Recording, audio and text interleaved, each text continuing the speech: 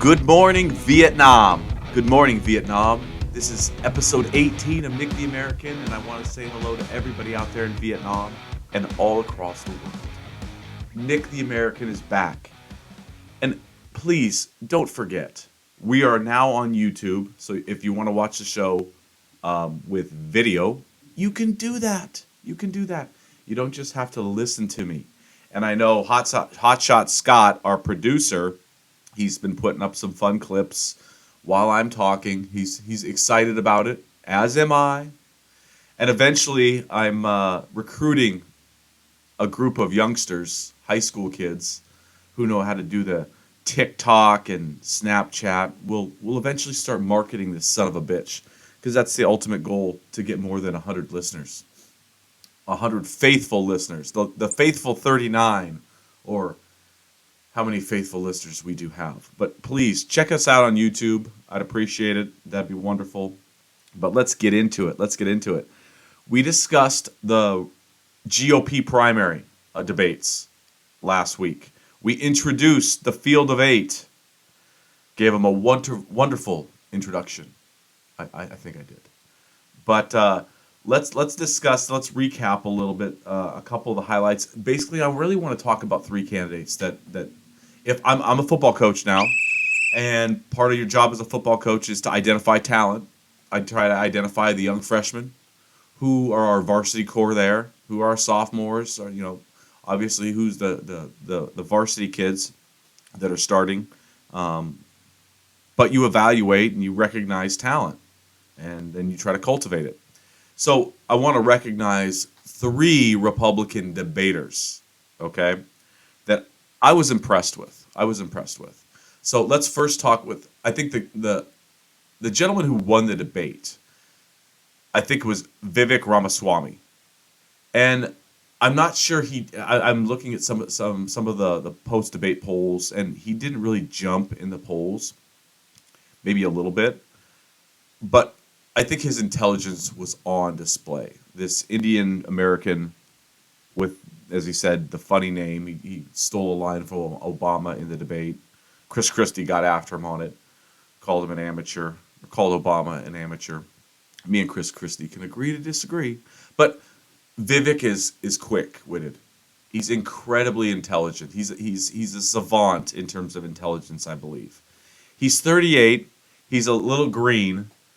But overall, just listening to him on interviews, he is sharp as shit. There is no doubt. I can't recall a Republican nominee for president being this sharp. Now, he's green. He's 38. Okay?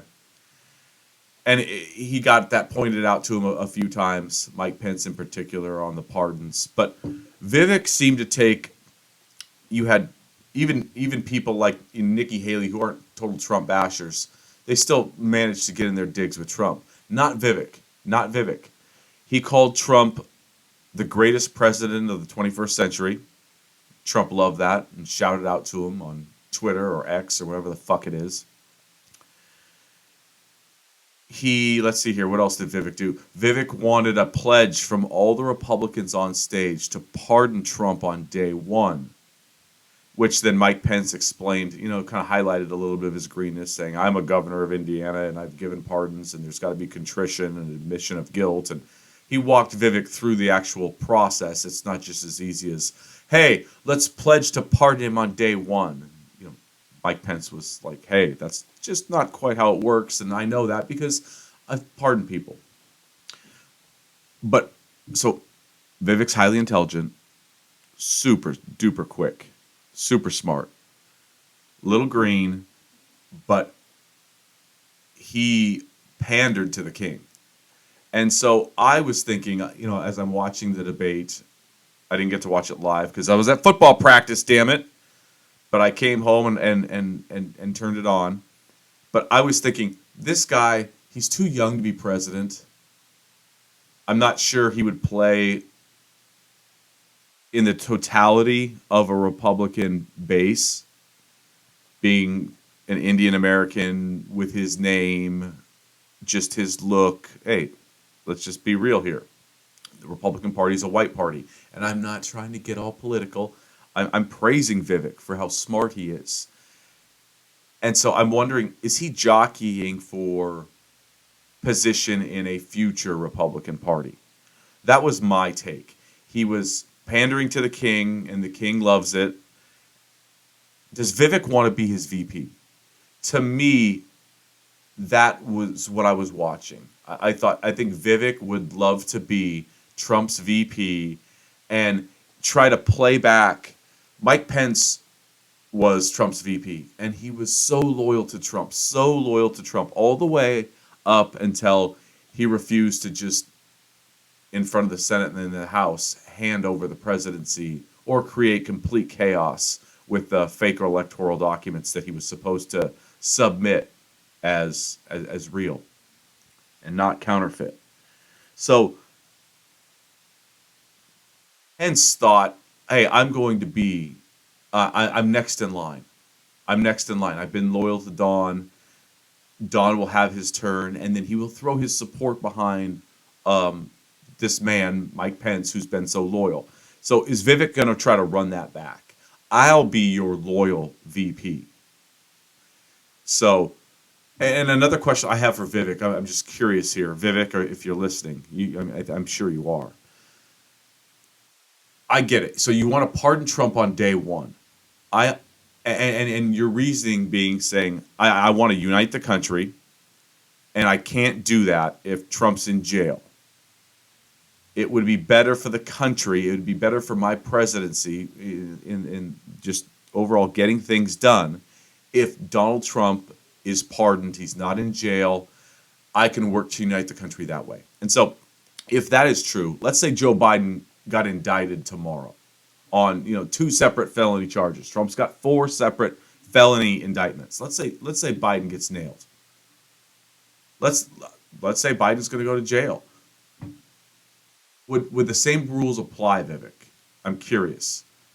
Or is this just a partisan thing? I love Trump. I want to pander to Trump. If by some sort of similar charge, not murder, some sort of similar charge, Joe Biden gets nailed with, say, oh my God, Joe Biden got money. Let's say Burisma in Ukraine, the energy company in Ukraine, paid Joe Biden. We found out there was a $10 million payment to Joe Biden while his son was on the board. I'd be done with Joe Biden, 100%, 100%. If that were the case, I wouldn't pander. I would not pander to someone who's got a felony charge like that against them. Now, obviously, there's court. You get your day in court, and you get to defend yourself, as will Donald Trump. But would Vivek pardon Joe Biden in the sake of bringing the country together, or is it just his king, just the Mad King? I don't know. There's my question for Vivek. Is it just Trump, or would you pardon a Democratic presidential, a former president, in the sake of, serendipity and your presidency and bringing everything together? I don't know. So, anyways, all right. Enough about Vivek. I think Vivek won the debate. I think Vivek was the star. Everyone was coming after Vivek. Great position to be in, young 38-year-old pup. I like it. Good job. Now, I was also impressed with Nikki Haley. I thought Nikki Haley just seemed very together. She was, I believe, the first candidate on stage to say she was running for president. She was the ambassador to United Nations, I believe. I think Scott, if you watch the YouTube channel, he corrected me on that. I think I called her like direct, Homeland Security or some shit like that. And Nick the American, sometimes Nick the moron. Okay. But Nikki Haley was really good, and I could see her gaining in the polls. I think she did get a bump. I think she got a bump. So my feeling toward Nikki Haley was one of overall goodness. I was impressed with her. I thought she looked very, very good. I also thought Mike Pence, and I'm not a giant Mike. Mike Pence is too conservative for me. He wants a federal abortion ban, and he's not afraid to say it. And so good for him, because so many Republicans kind of skirt around the abortion issue because they've seen what's happened in certain states. We've covered it, what happened in Kansas. It's not something that they want on the ballot in 2024. Mike Pence went the other way. Mike Pence is saying, "Oh no, people want this. People want this." And I'm like, okay, be careful what you wish for, Mike. But to his credit, he's got principles. He showed that on January 6th. And whether you're pro-life or pro-choice, Mike Pence is definitely a hard conservative. He's got a hard line on abortion, and I respect him for not whitewashing or scrubbing his opinions and sticking to his guns. I don't think that's a winning strategy. But Mike Pence is a pro. I thought he was really good in the vice presidential debates with Kamala Harris. Not that Kamala was bad, but I thought Mike Pence was better. I thought he was good. I thought he was really good. I thought he was really good on the debate stage. He's got a ton of experience. He's got a real good demeanor about him. I thought his comeback against Vivek with regards to Trump's pardons was spot on. It was just, hey, I've been there, buddy. So he might not be as quick as Vivek, but he's sharp, he's quick, he's just a professional. So I don't think he stands any chance of winning the nomination. I would give Nikki Haley the best shot of the three. I really would. I think Vivek's going to be the VP. I think Pence was thinking, my goodness, Donald, I've been so loyal to you, you son of a bitch. Can you reciprocate at all? Can you reciprocate at all? And he can't. He can't. He's going to be president, or he's going to run for president until essentially he's dead. He's dead. So we'll see how it goes. But Vivek, Haley, Pence, those are the three names that stood out to me. I guess I should talk about Ronnie DeSantis. I don't think it was a good night for him. I think, geez, I mean, he wants to bring up Hunter. Hunter Biden's getting money for paintings, too much money for paintings. Oh my God. Maybe we should impeach Joe for it. He just was not very good. His campaign is literally going into the fucking toilet. And I'm not sure, what he can do to save it. In electoral politics, in a debate like that, the cream rises to the top. You kind of see who has the goods and who doesn't. And I think it's fair to say at this point, he's been campaigning long enough. Ron DeSantis does not have the goods right now to be president. You're a Republican. Go home to Florida. Govern your state. Give opposing views on slavery in schools, Ron. Maybe you can continue your fight with Disney, you dummy. But I don't think it was a good night for Ron. I don't think it's going to be a good next several months for Ron DeSantis. But there you go. There's the Republican primary debate recap for you there, folks. For you. I want to talk about another Republican / Democrat. I want to talk about Ivanka Trump. Just real quick. Really quick. Excuse me. I always thought when you look at Ivanka, you look at Don Jr. and you look at Eric, and the other one who's younger and completely out of the spotlight. Ivanka Trump seems to have the best. She's got that gift to gab a little bit that her father has, but she's so reserved. She seems highly intelligent. She seems to be kind of a much more refined version of her father. Which, if Trump was refined, he'd have beaten Biden. If Trump could have adapted, he would have beaten Biden. Ivanka Trump seems to be able to do all of these things. I think she can be refined. She can adapt. She knows when to open her mouth. She knows when to shut her mouth. She knows when to walk away. She knows when to run.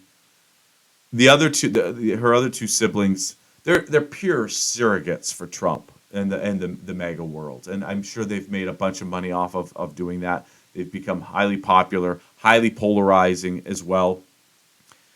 Ivanka Trump probably ran in a ton of liberal circles, friendship circles, stuff like that, and I'm sure having an office in the West Wing probably didn't help her. I remember, people constantly, as her dad would say, crazy things, divisive things.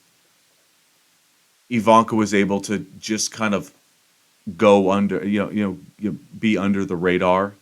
Her and her husband, Jared Kushner, the chief of everything. Whereas the two boys, it doesn't matter what dad says, we defend it 100 miles an hour. Ivanka's much different, much different. And a lot of people called her complicit. She's complicit. She needs to stand up to her dad. And she'd probably after a couple of cocktails, you sit down and talk with her, she'd be like, stand up to him. Are you serious? He'll call me he'll just lambaste me and shun me from the family. So Ivanka's job was very difficult, being the daughter of the president, working with him in the West Wing. She had to toe the line. She had to thread the needle. And I thought she did a really good job. She was not liberal Democrats. She was not going to stand up and tell you what a dumbass her dad was. She knows he's nuts, right? We all know our parents, their strengths and weaknesses. Our kids know a lot of our strengths and weaknesses as parents. She's no different. She's a human being. She's got a father. And she knows when to stay out of his way and when probably to influence him. But we always thought of Ivanka as Donald's favorite.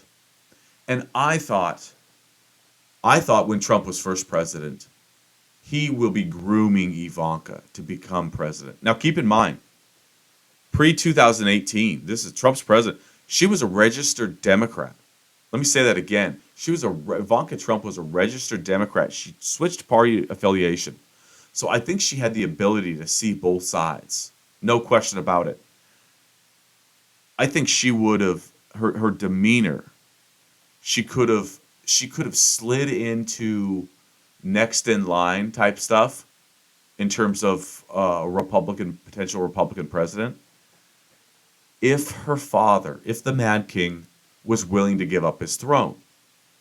Now, on one hand, I say she was in liberal circles and she probably, got shunned from a lot of those circles and she wanted her life back. Totally understandable. Totally understandable. Michelle Obama wanted the hell out of the Oval Office. She wanted her life back. When Michelle Obama, when Barack was running, he's too green, he'll have to go next time. Michelle was like, no. We're not doing this again. Where Trump is willing to do this over and over and over. This will be his third time he's running. If Trump wasn't so self-absorbed, maybe he cared about the Trump name and not just Donald Trump, the first name, he could have slid out of there after his loss to Joe Biden. If he was much more sane, he could have moved Ivanka right into that role. And I think Ivanka would have captured a lot of independents. They would have seen her as the perfect Trump, if that's possible. Now, we don't get to hear Ivanka enough. I'm not saying that, she would have won. She would have been formidable. But if you think of the Trumps like the Targaryen family in Game of Thrones, the Mad King was not putting his daughter next in line. The Mad King is going to live forever, and unless somebody stabs him in the back, he ain't leaving. So there was no plan of succession. Mike Pence thought it was him. I like Ivanka. I thought it should have been her. I thought they should have groomed her to be maybe the next presidential nominee. It would have been interesting. But, and I just have to bring this up. It just makes me crack up sometimes. I mean, let's not forget, ladies and gentlemen, Trump viewed Ivanka as the female version of him. She's the female version of Donald Trump. And, of course, Donald Trump would want to fuck the female version of Donald Trump. If Ivanka weren't my daughter, perhaps I'd be dating her. Stop it! It's so weird. Stop. You know what? You are sick. Isn't it terrible? Yeah. How terrible? You're known for saying outrageous things, Mr. Trump. We've heard Donald Trump multiple times out on the campaign trail or on a TV talk show. Well, Ivanka, if she wasn't my daughter, which makes the hair on my back stand up. I have a 9-year-old daughter, Campbell. Let me try that. Let me try that. Oh, you know Campbell, she's a good-looking girl. If she wasn't my daughter, well, you know what would happen.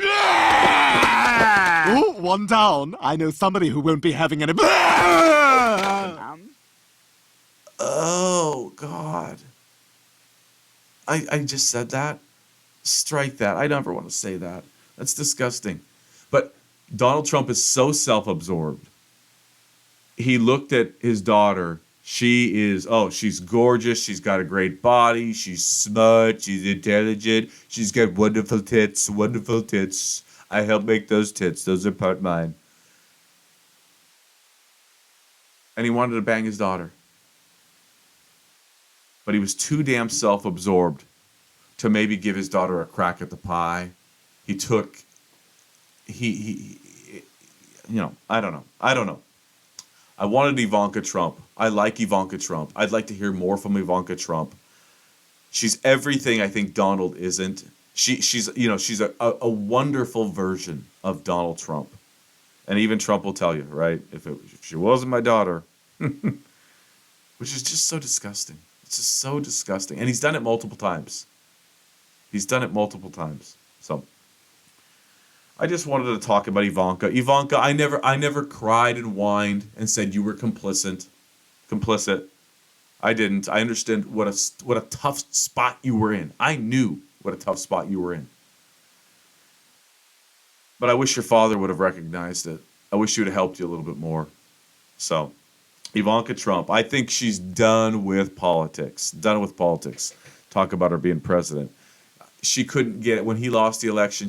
Her and Jared could not get out of there fast enough to reboot their lives. So, anyways, let's talk a little baseball. And let's talk Northwest baseball, baby. Let's talk the hottest team in Major League Baseball. The baseball team that has never been to a World Series. We can only be talking about one team, right? I mean, come on. Talking about the Seattle Mariners. Man, they're like 35-14 or some shit since July 1st. They were 50-50. Hovering around 500 the entire damn year. Great pitching staff. Nobody could hit. Not even our young superstar phenom, Julio Rodriguez. But holy moly, as Julio started hitting. He's almost batting 290 now. He was batting like 240. This is late in the year. You don't change averages 40 points, 50 points. Julio has. He got 17 hits in 4 games. Set a Major League Baseball record.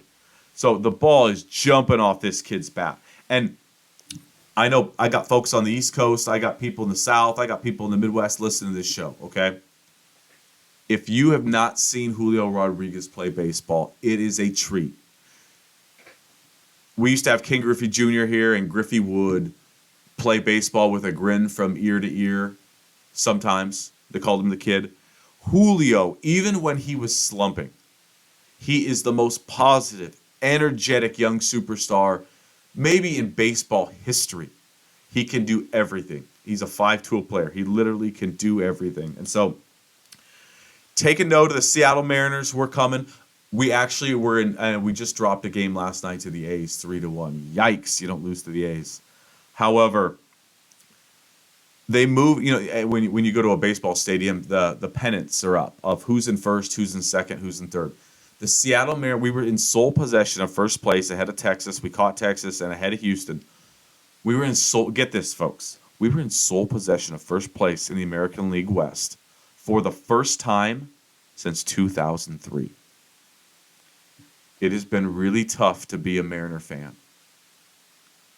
It has been extremely difficult. I've been going to games with my dad and my brother since I was 7 years old in the Kingdom. We used to go, and sometimes there was 5,000 fans in the dome. You could pick any seat you wanted. Seattle's a baseball town. It is a baseball town, no doubt. I don't know if it's a football town or a baseball town more, but we're virgins when it comes to baseball. We want that World Series so bad, and so Literally, it was a Tuesday night last night. It was damn near close to a sellout on a Tuesday night. There was like 38,000 people on a Monday night the day before for the worst team in baseball coming into town. So please, baseball gods, shine down on us. Be good to us. Take us to the World Series. Watch the Seattle Mariners. Take special note of our superstar, Julio Rodriguez. He's 22 freaking years old. Woo! All right. So, I was just browsing the internet. I saw former Texas Governor Rick Perry and presidential wannabe Rick Perry. Super smart Rick Perry. I'm kidding. He's not that bright, but he's all for psychedelic mushrooms, the legalization of psychedelic mushrooms. I'm like, man, a conservative. Holy moly, I like it. And I know there's legislation being brought up in New York, I think maybe Colorado, other states, where, like marijuana, mushrooms it's going to be legalized. It's going to start being legalized. And it's going to be interesting to see what happens. If you go into a pot shop now and you walk in and you see, are there like 2,000 SKUs, 3,000 SKUs in one of your local marijuana shops? You can drink it. You can eat it. There's a cartridge. There's old school weed like you used to buy from your drug dealer. There's alcohol mixes. I mean, it comes in so many different forms. There's so many different products, so many different percentages. It's incredible. It's very overwhelming. And I'm wondering, the mushroom industry, it's going to take on the same type of, same type of a business state. Is it going to be a marijuana shop and a psychedelic shop? Are they going to combine, or are we going to have, there's a pot shop and there's a magic mushroom shop? What's that going to look like? Are you going to walk in at first and there's going to be like 3 SKUs like there was in a marijuana shop? I remember literally there was like 2 options if you walked into a marijuana shop. Now there's a million. Are there going to be options? Are you going to walk in and there's going to be 3,000 different types of mushroom SKUs? I don't know. And I'm not a pro on mushrooms. I don't know the varying degrees of dose and how it could help you health-wise, getting your mind right. We'd have to talk to Aaron Rodgers, how it worked for him. But I do have a mushroom story for you. I'm going to take you back to my college years when I tried mushrooms. Basically, I tried it in tea a little bit after that, and I don't really recall how that went, but it was a real light dose. But basically the time I tried mushrooms in college, we had a guy named Johnny T. And if you went to Central Washington University, you knew who Johnny T was. He was a legend. And so Johnny was like a mad scientist. And so what he did was he started growing Kabenzi mushrooms in his closet. And I don't know, it took several months. And these were his babies. And we were in his circle, we were in his group of friends, his circle, Johnny T's circle. And he was telling us for months how we're going to take mushrooms. We're going to take mushrooms. We're going to shut a couple houses down. There's going to be 10 of us, and we're just going to take some magic mushrooms. Great. Well, and he would be so proud. He would bring us up to his closet with his lights and show us, ooh, what's growing, what's growing. And so fast forward, the day was there, and Johnny T wanted us not to eat for 24 hours. Okay, this is where we took the magic mushroom experience to the umpteenth degree. We really had holy moly, we had an experience. So we didn't eat for 24 hours. And then he gave us this over-the-counter drug called Rue. I believe, bear with me, I was 21 years old. I'm 44 now, okay? But I still remember this experience. He gave us this over-the-counter drug to clear our systems out because he's reading about it on the internet. He wants us to get to level 5, like total loss of all consciousness while being conscious. Okay, Johnny, okay. So we don't eat. We take this drug to clean out our system. And then we eat way too much mushrooms. We eat a ton. Everybody has a ton. We've got mushrooms, in supply. right? We've got a mushroom farm up in his closet. And for the first hour, I remember nothing really happened. Everyone's like, whoa, what's going on? What's going on? And I remember walking with the 10 of us. I think there was about 10 of us that took it. And hey, and I'm not promoting drugs. This is not, when I was in college, we did not do hard drugs. We smoked a little pot and we drank. We didn't do cocaine. I never even saw it. Okay. We didn't do ecstasy. We were pretty straight laced outside of this mushroom thing. I'm not promoting drugs. I'm giving you my experience, and maybe you can take that experience and learn from it. Maybe you can go on the same trip I did. But anyways, we were all frustrated. We're not feeling anything. We walked in. I remember walking into the 18th Street Deli at Central, and all of a sudden the bright lights hit you like, holy moly. And we were only in there for 5 minutes, and it was kicking in, and we had to get the hell out of there. So the best way I can describe this trip was over the course of the next 5 or 6 hours, you go from basically 0 years old, 1 year old, at the beginning of your trip when you're really, when it is fire, and then you go to 2 years old, and then 3 years old, and then 4 years old, and then 5 years old. You don't know what anything is. You pick up a pen and you're like, what is this? Picked up a phone and said hello and heard your echo, and you were like, oh, what? Going outside for just moments was like you were in the African jungle, or maybe not even the African jungle with the cars and the trees. You were like, is this apocalyptic times? Nothing made sense. Absolutely nothing made sense. And so over the course of 5 or 6 hours, it lasts a long time. You grow up. When you're in your final stages, and when you're in your hour 4, 5 or 6, you're 15 or 16. You're growing up, and you recall. There's no blacking out. At least with my experience and my friend's experience, there was no blacking out. It was just, you were a 5-year-old looking around, not knowing what anything was. Okay, here. I was in the bathroom. I'll show you. Nick the American, Nick the moron. I'm in the bathroom, looking in the mirror, which is just totally tripping you out.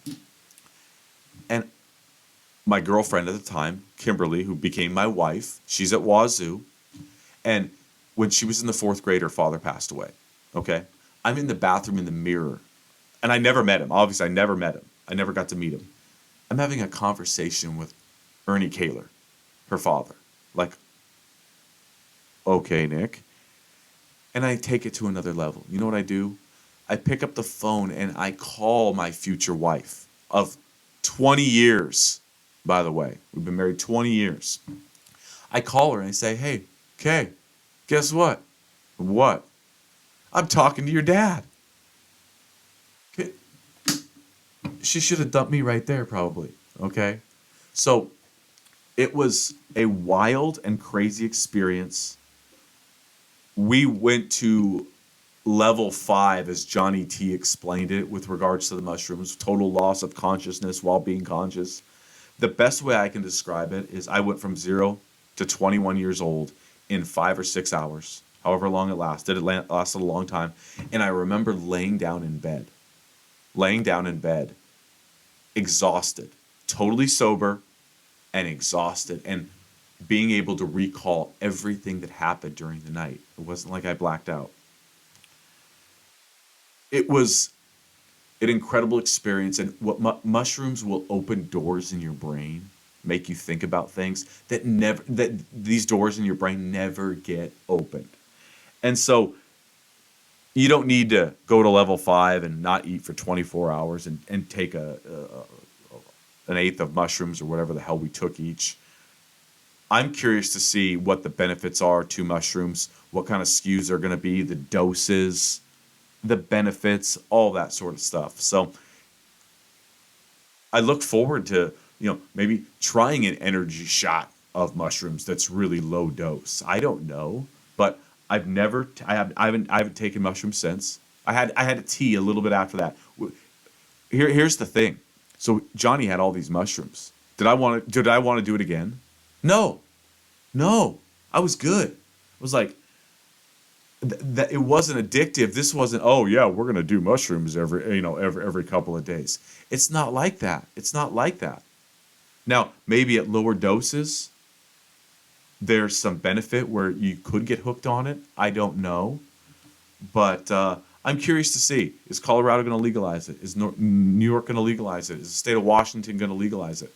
We're probably going to have states where you've got a magic mushroom shop and a weed shop, and other states still, they'll lock you up for marijuana. So we'll see how it goes. There's my story. I don't condone hardcore drug use, and I do not consider mushrooms a hardcore drug. It was a once-in-a-lifetime type of drug.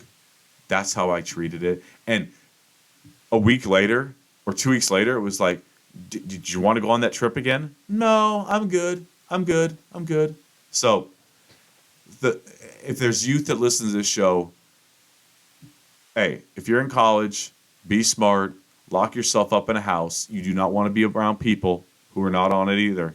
That's the last thing. You want to be with friends, people you love.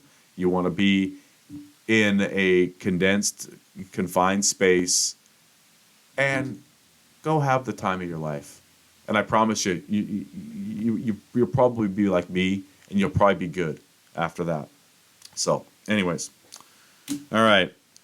I got to bring this up. I've been meaning, I watch this movie every single time it's on. Every single time it's on. My family loves it. The first time I saw this movie, I was on an airplane.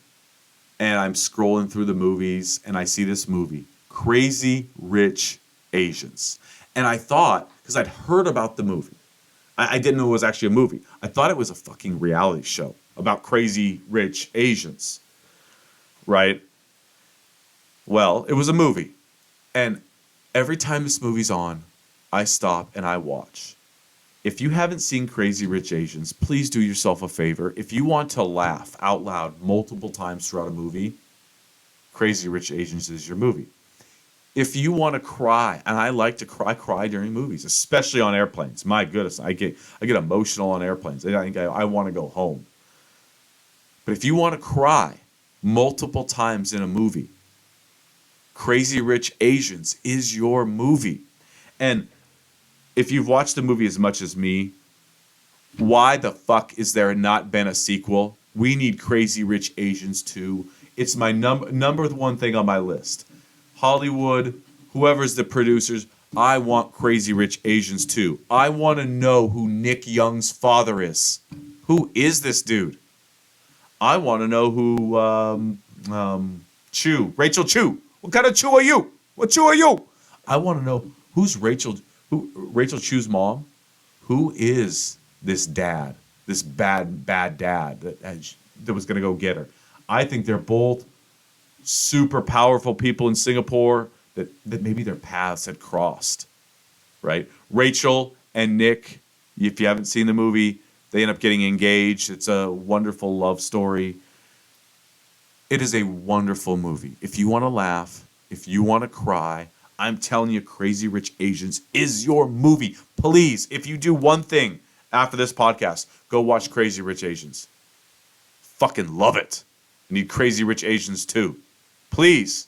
I want to know who Nick Young's dad is. Anyways, Little League World Series recap. Oh man, was I wrong? God, I'm always wrong. But hey, Northeast Seattle Little League stand up. They lost a heartbreaker to Needville, Texas, 1-0 in 8 or 9 innings. I had to go to football practice. I couldn't catch the end of it. They got a runner thrown out at the plate. It was 0-0. The final score was 1-0. Needville went on to ultimately play California in the American Championship. And California, I talked about the American side being meh, and I thought it kind of was. And California woke up a little bit. California, where Texas and Northeast Seattle Little League, they didn't have quite the offense they needed. California had a couple of big boppers. Louis Lappy, stand up, young man. Bauman, you got multiple huge home runs. But they were able to beat Needville, Texas, I think on a Lappy home run. And then I had talked about how the international side seemed to be, I thought 5 teams maybe were better than any of the American teams. And I talked about Chinese Taipei and this pitcher throwing 81 miles an hour. Well, Curacao, who had like 4 or 5 returning 11-year-olds that were now 12 to their Curacao team, beat them 2-0. I don't believe they threw their ace. And they play, Chinese Taipei played for tomorrow a little bit. And they ended up losing 2-0. And so that was baffling to me that Taipei was not there. I would have mortgaged my house that Chinese Taipei was going to be there. They lost 2-0 to Curacao. So you had Curacao and Texas in the final. And Louis Lappy and the California team and those bats came up big, and they ended up beating them 5-4, I believe. Again, I've been so obsessed and so entrenched in football that I couldn't watch the Little League World Series as much as I wanted to, but I did follow the hell out of it. California, El Segundo Little League, stand up. You are Little League World Series champions. Looks like the international side wasn't quite as good as I thought, but they were still damn good. I think overall, in Taipei with their 81-mile-an-hour pitcher, it was going to be tough to beat them. And we kind of what I thought was going to play out.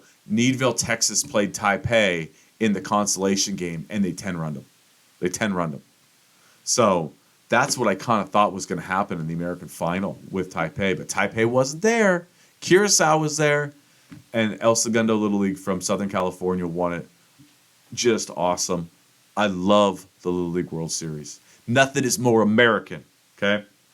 Now, high school football, it's game week. I am 5 times better coach than I was when I started.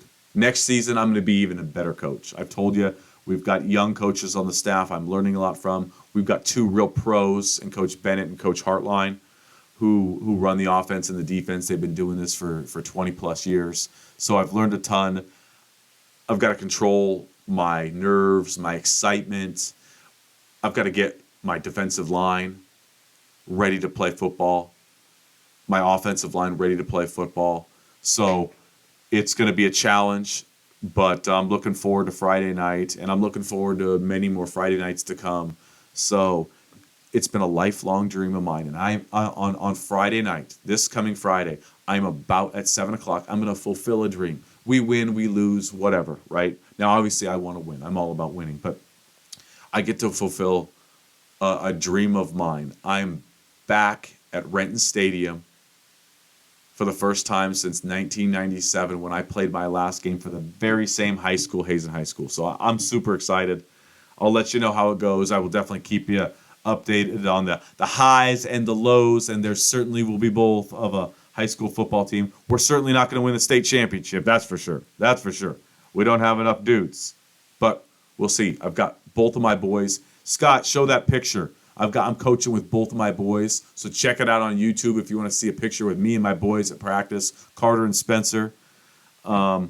Just making memories. I'm excited.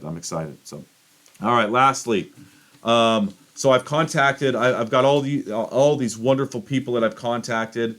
The show is coming to an end, but I want to invite I'm going to announce your name, and if your name is called, I want you to come up on stage. We've rehearsed a wonderful song for you guys in the spirit of unity, in the spirit of the United States. We are one tough-ass country. We're a smart country. We're a divided country at times. But we know, by listening to Nick the American, that which unites us is so much greater than that which divides us. I never get that out right, damn it. God. But all right, so here I go. If I call your name, I need you to come up on stage. Dolly Parton, get those big fake titties up here. Let's go. Come on up on stage. Alec Baldwin, you have been selected. Get up here, Alec. Come on, buddy. No one's convicted you of anything yet.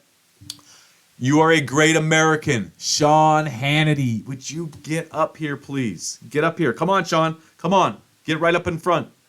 All right? Hey, Nancy Pelosi and John Boehner. I want both of you. But hey, do me a favor. As you come up on stage, hold hands, you two. Hold hands. John, don't try and kiss her. She's liable to smack you. Okay? Hey, I need the boss, Bruce Springsteen. You come up on stage, baby. Bruce, can we get you? Here he comes. Here comes the boss. Kid Rock. Kid Rock, would you please get your ass up here? Yeah. Oh, my God. You're not going to fucking believe this, you guys. Kid Rock is drinking a Bud Light, baby. Yes. High five. There we go. There we go, kid. Bill Maher. Come on, Bill. Get your butt up here. Come on, you intelligent ass. Let's go. Hey. Yo, this is a trio here. Garth Brooks, Jason Aldean, and Tim McGraw. Would you please come up on stage, okay? Yep, that's right. We're singing a song. Let's go. Hey, Beyonce and Jay-Z. Come on, you power couple. Yeah, you like Obama and Michelle. Come on, get up here, you African-American power couple. Let's go. Tiger Woods. Come on. Everybody loves you. Nobody unites more than Tiger. Let's go. Mitt Romney, baby. Come on, Mitt. Voice of reason in your party. Plus, we want Mormons listening to this too. Get up on stage, please, Mitt Romney. Thank you, buddy. I appreciate it. Bill Belichick and Tom Brady. Oh my, I cannot believe you guys came. That is so awesome. Look at, when's the last time you two were together? When you were winning Super Bowls? Hey, get up here. Use your vocals to unite the country. Here we go. Hey, Bruce Jenner and Caitlyn Jenner. One of you or both of you or I don't know. Caitlyn Jenner, get up here on stage. We need a conservative transgender, right? Get up here. Kim Kardashian, come on. You're not left or right. Hey, we did not invite Kanye, Kim. It's okay. Get up here. Get up here. There we go. All right, Kim.